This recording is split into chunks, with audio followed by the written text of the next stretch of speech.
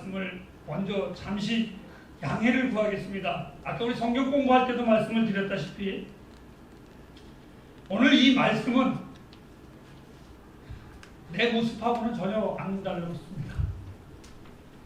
그럼에도 불구하고 하나님의 말씀이기에 전해야 하기 때문에 부끄러운 마음 가지고 전합니다. 자비를 사랑하라. 저에게는 자비도 없고 제 아내는 풍휼도 별로 없습니다. 그래서 이 말씀을 준비하면서 너무 괴로워서 어저께는 홀로 어느 곳에 가서 하나님과 나와의 묵상을 하기도 했습니다. 하나님, 이 말씀이 내 안에 다가와야 되는데 하는 죄된 마음이 너무너무나 심히 들었습니다. 그래서 혹 이 말씀이 저하고는 전혀 어울리지 않는 말씀이라고 할지라도 여러분들이 이해해 주시고 나하고는 상관없이 하나님의 말씀이니까 이 말씀에만 아멘 해 주셨으면 감사하겠습니다. 우리 한번 따라하실까요? 자비를 사랑하라. 자비를 사랑하라. 우리 시대에 가장 인기 있는 상품은 요 며칠 전에도 뉴스가 나왔듯이 나라가 어려워지니까 금의 가격이 굉장히 많이 올랐다라고 사람들은 말을 합니다. 그러나 사실은 우리 인생에 살면서 가장 인기 있는 상품은 금이 아니라 시간이라고 말을 합니다. 이 뜻은 바쁘다는 언어 속에서 우리가 진정으로 내 이웃에게, 내 가까운 사람에게 자비를 베풀 만한 여유가 없는 것이 우리들의 인생이라고 표현을 하는 것입니다. 분명한 것은 내 이웃의 삶을 내일을 위한 나의 삶의 수단으로 사용한다면 그 사람처럼 참 추하고 더러운 사람은 없을 것입니다. 그리고 다른 사람의 삶의 이익을 위해서 그 이익을 보면서 내 삶에 어떠한 도움이 되지는 않을까, 그 이익의 관계로 다른 이웃과의 관계를 갖는 사람은 곧 하나님과의 관계에서도 흔들거리고 말 것입니다. 점점 더 작아지는 우리의 삶 속에서 자비란 무엇인가 한번 생각해 보았습니다. 자비란 이해해주고 도와주는 본성의 아름다운 착한 성품이다, 이렇게 표현을 합니다. 우리들은 본래가 다 이기적입니다. 나도 그렇고 여러분들도 그렇고 아무리 나는 이기적이 아니라고 할지라도 누구나 다 이기적입니다. 제 아내하고 내가 삶을 살면서 가장 많이 부딪히는 것 중에 하나가 저는 덜 이기적이고 저 사람은 더 이기적입니다. 그래서 내가 실수하는 것을 뭐라 그러고 내가 자기가 실수하는 것을 뭐라 그러면 이렇게 표현을 합니다. 무슨 남자가 쫀쫀하게 이럴 때마다 제 마음에 시험을 당하지만 주님 바라보면서 위로를 삼습니다. 그래서 우리는 다른 공간을 필요로 하지 않고 언제나 자기의 주장만 공동체나 개인적인 삶 속에서 내세우기 바쁩니다. 그리고 나의 의견이 그곳에서 관찰되지 아니하고 나의 주장이 반영되지 않으면 결코 자기의 반대 때문에 자기의 주장과 따름없이 언제나 돌아서 버리고 또한 버려버리고 그러한 경향이 우리의 삶 속에 너무나 많이 있습니다. 자비는 무엇이냐? 상대방을 이해해 주지만 그렇지 않은 자들은 상대방을 무시합니다. 자비란 무엇이냐? 상대방을 편안하게 해주지만 그렇지 않은 자는 상대방을 자기의 욕구에 넣으려고 애쓰는 것이 바로 잘못된 사람들의 성품이기도 합니다. 하나님을 사랑한다고 하면서 그분이 지으신 사람을 사랑하지 않는다는 것은 사실상 어폐가 있는 말씀입니다. 하나님이 우리에게 기대하시는 것이 과연 무엇일까? 오늘 미가 선지자는 미가 1장에 이렇게 말했습니다. 사람아, 하나님이 너에게 원하시는 것이 무엇인 줄 아느냐? 여러분, 제사인가요? 좋은 헌금인가요? 여러분들의 아름다운 예배인가요? 하나님은 말했습니다. 만만의 소를 바친다고 할지라도, 천천의 재물을 바친다고 할지라도, 수 없는 하나님 앞에 예배를 드린다고 할지라도 하나님은 그것을 가지고 기뻐하시는 것이 아니라 사람아, 하나님이 기뻐하시는 것은 너희가 하나님 편에 서 있는 것이고, 오늘 두 번째로 미가는 이렇게 말합니다. 자비를 사랑해야 하느니라. 즉 다시 말해서 오늘 이 하나님의 말씀, 인자를 말은 하나님만이 쓰시는 용어인데 아주 복합적인 용어로 캐세드라는 용어를 하나님이 쓰셨습니다. 이 캐세드라는 한 단어 속에 다양한 용어가 있는데 하나님은 우리를 어떤 하나님이냐? 긍휼히 여기시는 하나님. 하나님은 나를 향하여 선을 이루시는 하나님. 하나님은 나를 끝까지 사랑하시는 그 하나님, 즉 하나님의 그 긍휼하심과 선하심과 사랑, 당신의 백성들에게 하나님은 일방적으로 언약하신 그 하나님, 자비의 하나님이셨습니다. 갚을 수 없는 그 능력이, 정말 하나님이 나에게 주신 그 은혜를 갚을 수 없는 우리에게도 하나님의 능력은, 하나님의 긍휼하심은, 하나님의 사랑은 열정적으로 적극적으로 그 사랑이 내게 다가온 사랑을 보고 자비의 하나님, 즉 캐세디의 하나님이라고 표현을 했습니다. 성경에 캐세디의 사랑을 보여주는 대표적인 모습이 있는데 사무엘상 18장 1절 말씀에 보면 사울 왕의 아들 요나단이 자기 아버지 사울이 다윗을 죽이려고 그렇게 애썼을 때에 오히려 그 다윗만 없어지면 자기가 왕이 되는데도 불구하고 왕의 아들 요나단이 다윗을 숨겨줍니다. 그때에 이 다윗이 물어봅니다. 요나단이요, 어떻게 해서 나를 이렇게 숨겨줍니까? 이 말은 내가 죽으면 당신이 왕이 되는데 어떻게 해서 나를 이렇게 숨겨줍니까? 라고 말할 때에 이 요나단은 이렇게 말했습니다. 다윗아, 너와 나 사이에 하나님이 증인이 되시느니라. 너와 나의 사랑이 아니라 너와 나의 사랑은 하나님이 나를 사랑한 같이 내가 너를 사랑하니라. 이렇게 표현을 했습니다. 특별한 다윗에게 자비를 베풀었었던 이 요나단, 자비를 받고 훗날 이가 왕이 된 후에 사무엘하 9장 7절 말씀에 보면 그 은혜를 알았었던 다윗이 어느 날 왕궁을 걷다가 지난날 자기에게 자비를 베풀었었던 요나단 형의 그 사랑과 그 자비를 잊지 못해서 이 다윗 역시 물어봅니다. 우리나라도 마찬가지였었지만 그 나라 역시 한 왕이 되면 그 전의 왕조들을 다 몰살시키는 것이 그 풍습이거늘 다윗은 그렇게 하지 않았습니다. 오히려 그 전의 왕조에 혹시 요나단의 자손들이 있는가를 찾아보라고 했습니다. 그때에 찾기는 찾았는데 그 신하가 이렇게 말합니다. 왕이여, 있기는 있는데 저 광야에서 아무 쓸모없는 나라의 세금이나 흉내는 거지요. 그것도 모자라서 병신입니다. 그런 자를 왕이 찾아서 무엇하나이까? 라고 말했을 때 다윗은 이렇게 말했습니다. 내가 그 아들을 찾는 것은 온전한 자를 찾는 것이 아니라 부요한 자를 찾는 것이 아니라 나에게는 부요하니라 그가 병신이나 거름뱅이나 아무 쓸모없는 자나 아니 훗날 그 아들도 그 무비보셋도 말을 하기를 왕이여 나는 살아있는 개도 아니라 죽은 개만도 못한 나를 어찌여 왕이여 나를 찾나이까? 라고 말할 때 다윗은 이렇게 말을 했습니다. 나는 네 아비 요나단을 생각하여 너를 찾았다. 네 아비의 은총을, 네 아비의 자비를 받은 내가 어찌 너를 내가 잊을 수 있겠느냐. 그리고 훗날 다윗은 이 무비보셋을 왕의 자녀의 반열에 그를 함께 기고하며 함께 생활을 했었던 자비를 베푼 모습이 사무엘 상하에 나오고 있습니다. 자비란 결코 작은 친절이 아니기 때문에 굉장히 어려운 것입니다. 늘 상처받기 쉬운 우리들이라 자비를 베푼다는 것은 정말 힘든 일입니다.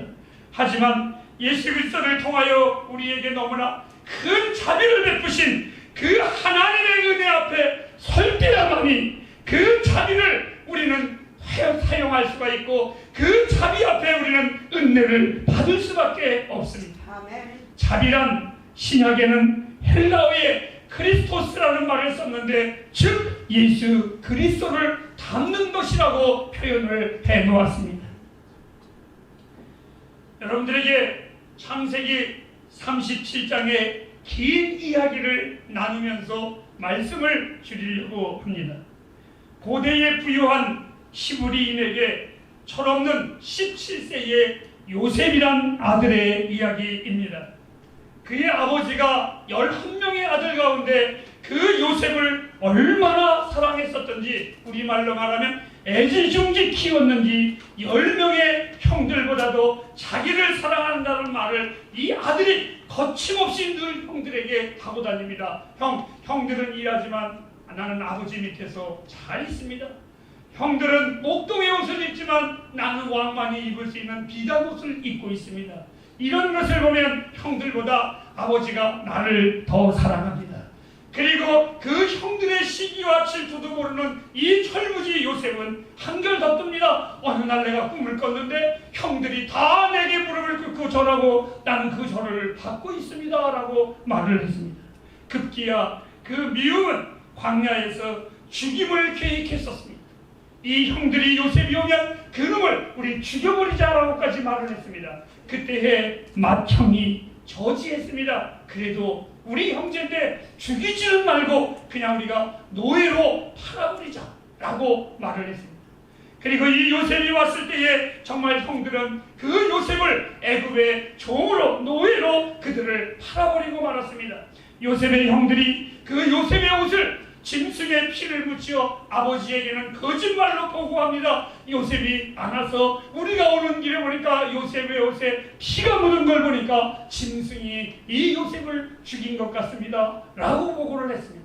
얼마나 그 아비의 마음이 아팠겠습니까? 그런데 여러분, 요셉이 여러분이라면 어떻게 생각이 드시겠습니까? 장밋빛 미래를 꿈꿨었던 청년이었습니다. 유복하게 살던 사춘기 청년에게 노예로 팔려간다는 것이 얼마나 큰 충격이었겠습니까? 인생이 완전히 한순간에, 그 부유한 집 도련님이 한순간에 노예로 바뀌는 그 유복한 청소년이 가장 천한 보디발 장군의 노예로 그 집으로 끌려갔습니다. 그 집에 끌려갔을 때에 이 청년은 애굽의 언어와 애굽의 문화를 배웠습니다. 그럼에도 그 속에서 이 청년이 얼마나 성실했었던지 그 집의 모든 제사를 맡을 수 있는 집사로 이 보디발 장군이 임명을 또한 했습니다. 아마도 제 생각에는 요셉이 열심히 일하면 이 장군의 백으로 자유를 얻지 않을까, 아니면 혹 집으로 돌려보내지 않을까, 이러한 희망을 품지 않았을까, 이건 전적인 제 생각입니다. 그 희망도 잠시였었습니다. 보디발의 장군의 아내의 집요한 유혹에 그 이기려고 애를 쓰고 애를 쓴 이에게 상을 주는 것이 아니라 도리어 죄인이 되어서 감옥에 갇히는 신세가 되고 말았습니다. 부유한 집 아들이 노예로, 그 노예도 부족해서 이제는 죄인으로 추락해버리고 말았습니다. 분명히 요셉의 꿈과는 요셉의 인생은 정반대로 걸어가고 있었습니다. 오늘 이 요셉의 인생을 보면서 저는 세 가지의 요셉의 인생에 없는 단어를 여러분에게 소개하겠습니다. 성경을 통해서 요셉의 인생 속에서 찾아볼 수 없는 세 가지의 단어가 있는데, 그 첫째는 원망이라는 단어입니다. 두 번째 단어는 탓이라는 단어입니다. 세 번째 단어는 복수라는 단어입니다. 오늘 이 요셉이 원망이라는 단어가 없었습니다. 남을 탓하기 좋아하고 자기의 잘못을 인정하기 싫어하는 이 세상에 요셉은 원망하지 아니했고, 자기 인생이 이렇게 변해져간 것 형 때문입니다. 보디발의 아내 때문입니다. 아니, 그 죄인이 된 것 이러이러한 환경 속에서 내가 이랬습니다 라고 이 사람은 탓하지 않았습니다. 그냥 하나님의 뜻으로 알고 이는 걸어갔습니다.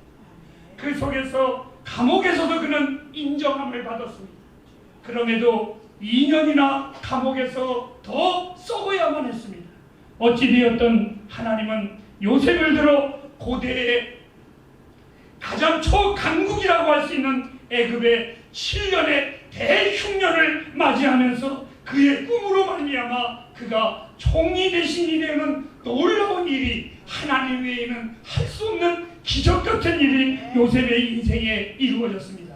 여러분, 여기에서 느껴지는 것 없을까요? 보디발의 장군보다도 높은 사람이 되었습니다.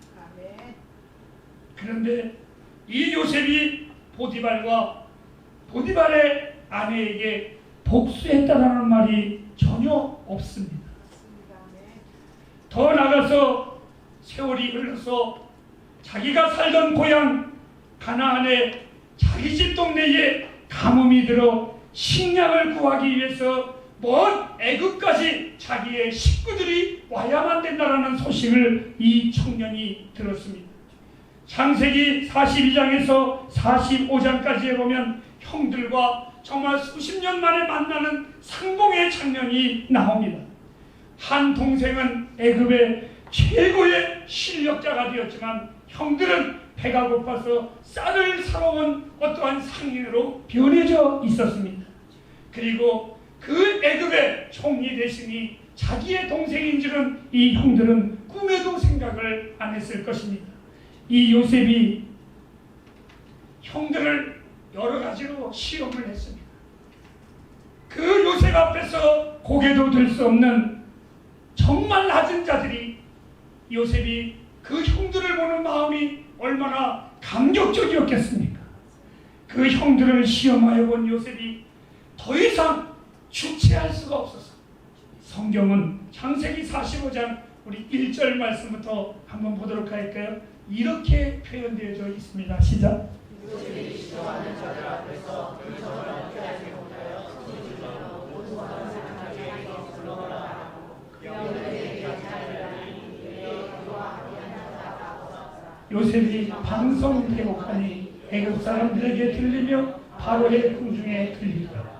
요셉이 영들에게 이르되 나는 요셉이라 내 아버지께서 아직 살아계시니까 형들이 그 앞에서 들어서 눈이 뜨다가지 못하나. 요셉이 형들에게 이르되 내게로 가까이 오소서. 그들이 가까이 가니 가까이 나는 당신의 아우 요셉이니 당신이 애굽에 환자다. 여러분 너무나 감동적인 내용이 아닌가요? 오늘 이 요셉이 그 정을 억제하지 못해서 주변에 있는 모든 자들을 내어보내고 방송대곡했을 때에 밖에서도 그 소리가 들릴 정도니 얼마나 그 형들을 바라보았겠습니까? 요셉이 말을 합니다. 아버지는 잘 계십니까? 그럴 때 이 형들은 두려워서 말을 못했습니다. 저 요셉이 우리를 죽이지는 않을까? 왜 아버지를 찾는지 이 형들은 놀라서 공포에 벌벌 떨었습니다. 그의 권력으로 형들에게 안갚음을 할 수 있는 서로의 찬스가 이 인생에 다가온 겁니다. 그런데 오늘 이 창세기 45장 5절부터 9절까지에 보면 이렇게 말했습니다. 당신들이 나를 이곳에 팔았다고 해서 근심하지 마소서. 한탄하지 마소서. 그것은 형들이 파는 것이 아니라 하나님이 내 가족들의 생명을, 내 민족들의 생명을 구원하시기 위해서 나를 먼저 애굽에 보내셨나이다. 그는 비난도 정죄도 형들의 잘못을 지적도 하지도 않고 오히려 하나님의